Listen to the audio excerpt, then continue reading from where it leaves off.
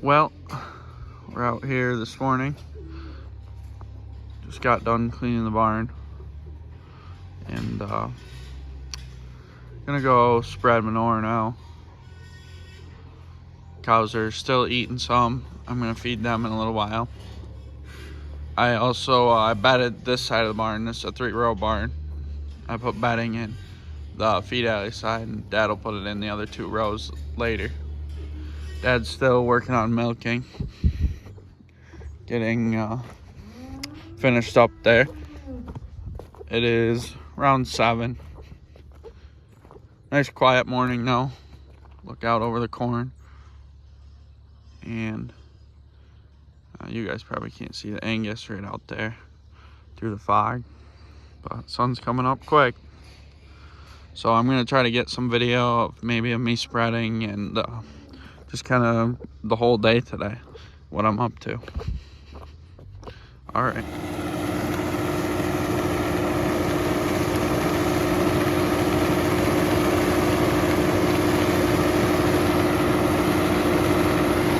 This one doesn't even need an operator.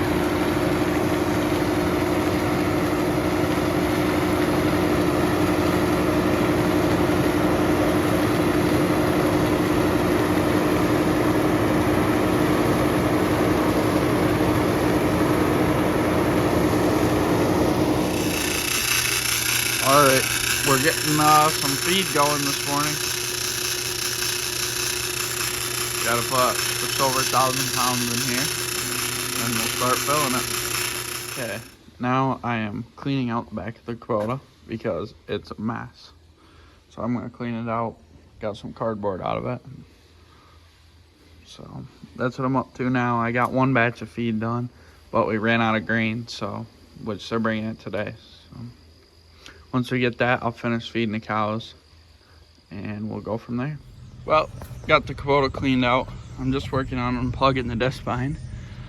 Hay was wrapped all around that top roll, and I just cut a lot of it out. It's all just between the rolls now, so I think it'll clear itself. But we're a little suspicious of this bearing. Just put it in there, but as you can see, it got real hot last time we caught. Dad said there's a lot of smoke coming out of this side, and you can see hot. And I already pulled a lot of hay out of it, so I wonder, and you can see this hay around here, the hay just come up to the back side of this bearing and was wound around that roll and just got real hot. Got this hot, so that's what I'm working on now. Hopefully get her going. I think, I don't know, we'll see how this looks after it's unplugged, how it runs. We might be able to run it, but I think if we do run it, it's just gonna blow apart shortly after we start running it with all this thick hay we're cutting. So I don't know, we'll see. I'll keep you updated. So we have decided, I just put it all back together.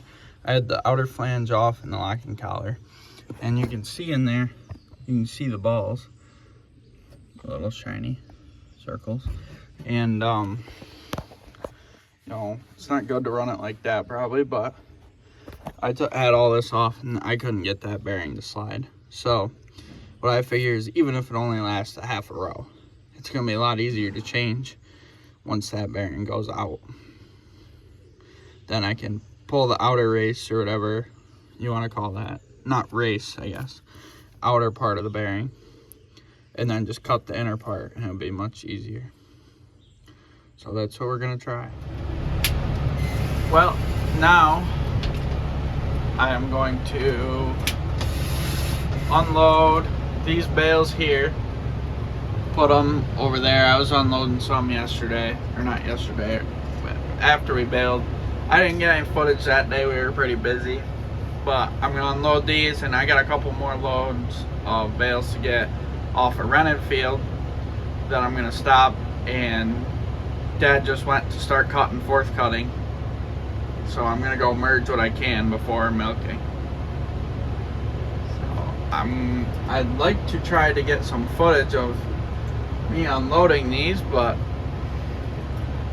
I don't know, it's kind of hard just because I usually use both hands when I'm doing this, but see what I can do. Oh, that's a little better.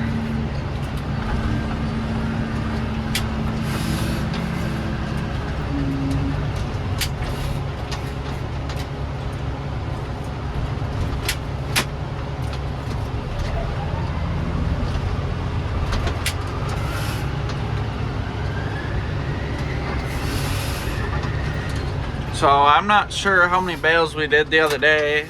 Probably, if I had to guess, somewhere around 150 or 200.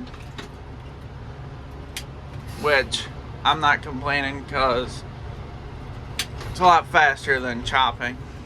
And it doesn't take all the people that chopping should take.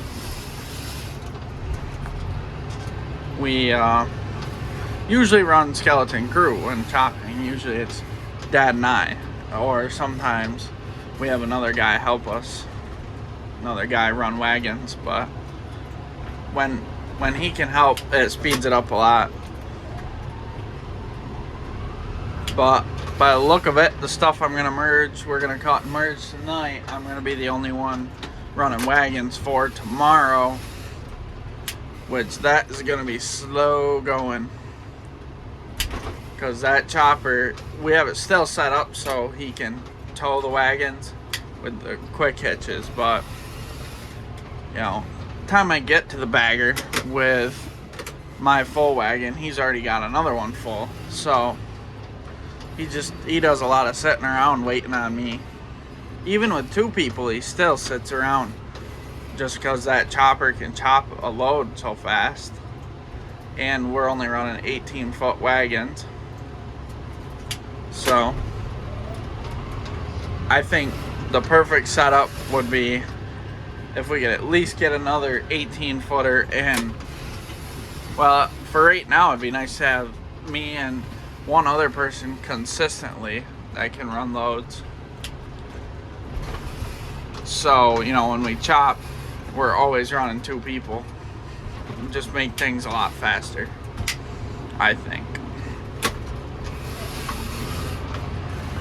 For hay, most of our corn actually is right outside the barn pretty much. So one person running those wagons is fine, because we usually just chop. We actually bag this field right here. That's, I don't know if you can see, that's all corn along that pasture. We actually put that in a bag, or we do put a bag of corn in the front of that field anyway. So usually it's that field we put in the bag, that's the bag that we make in the field. But that's gonna be the first field we chop, I think, this year. It's the first one we planted, so. That makes it really easy though when you're bagging in the field that you're chopping. It doesn't take long to put up a bag. Dad and I did it by ourselves with our self-propelled last year. We did the field across the road, the Angus corn pasture. In one day we did a full 10 by 250 bag by ourselves, which was pretty impressive. Any other time with a pull type we've done even just a bag in a day, it was a 9 by 250, and we had 2 or 3 people running wagons. Oops. So, and we still had some of that field left that we set up a new bag and finished it the next day, and then started working on this one. Because usually we do that one over there, which is the furthest. Then we do the Angus, then we do this one. So it's gonna be weird. It's gonna be backwards actually. We're gonna do the heifer pasture, then the Angus pasture, then the one up the road. But we still got quite a bit of hay yet to do before we can start chopping corn. Or not necessarily before we can start chopping corn, but it'd be nice to have it done before we start chopping corn. Yeah, I certainly need to invest in something to hold my phone so you guys don't get crappy footage like this. But usually I can find somewhere in here that I can set the phone down in it to be decent footage. But I just can't to get something forward facing, and it's not going to fall over with all the forward and reversing I'm doing. So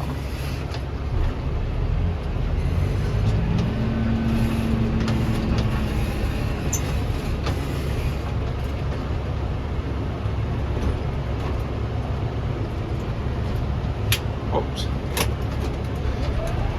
Sorry if I didn't get much in frame this whole time, as I have been not really paying attention to the camera here. I'm just unloading these bales.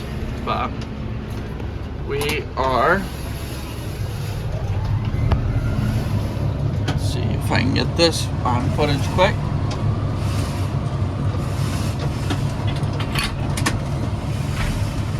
If you don't have them quick hitches and you got an extra, I don't even know how much they are, just for one setup is sweet for picking up round bales. The extra few bucks you're gonna spend, you know, $600 maybe for the tractor one and one for the wagon, is well worth the money.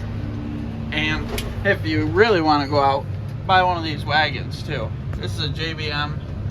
Might not look very big, but it's a 30 footer, so we can fit what would be 5-6 footers on each side. So 14 on the wagon, 14 6-footers on the wagon, which these are 6 footers, and one on the spear, so 15 per load. And I was using before just flat wooden racks. We had 2 of them hooked together, which I could haul, I don't know how many 6-footers. We only had a 5-foot baler at that time. So, but I could haul,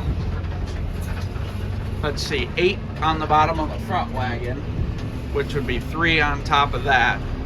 So 11 on the front wagon, and then 6 and 2, so 8, 19. So I could haul 20 bales, 20 4x5s in one trip with that. But it didn't have the cradles on the front and back, so I had several times where I'd have one and the wood started to get, I don't know, rotten, I guess, where the corners would sag, and I'd have bales falling off. And then we bought this and haven't lost the bales since.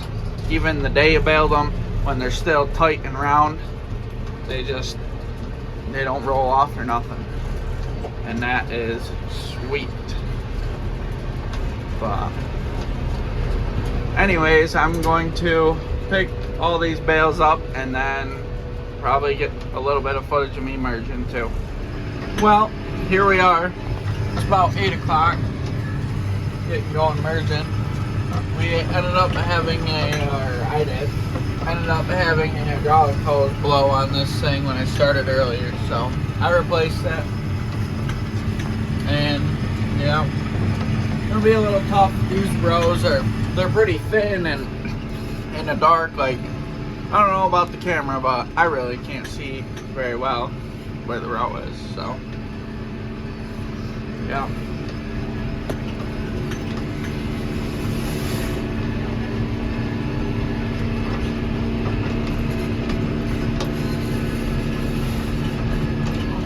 Well, I figured out where that one was.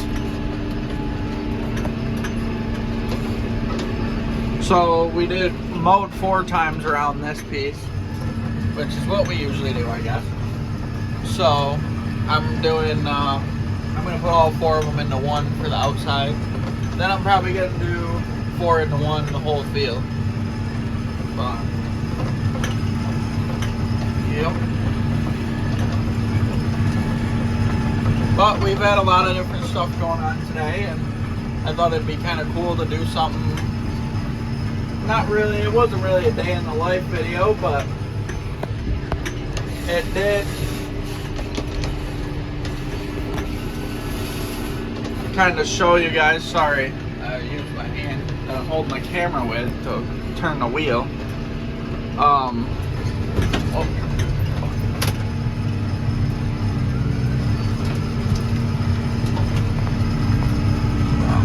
plugged her up a little bit there. Should go. There it goes. That'll be nice to get with the chopper tomorrow, but it should eat it. Well, actually, yeah, I'm gonna have to merge the other one onto this row. But on that note, I better get paying attention. So that's gonna wrap up the video. Thanks for watching.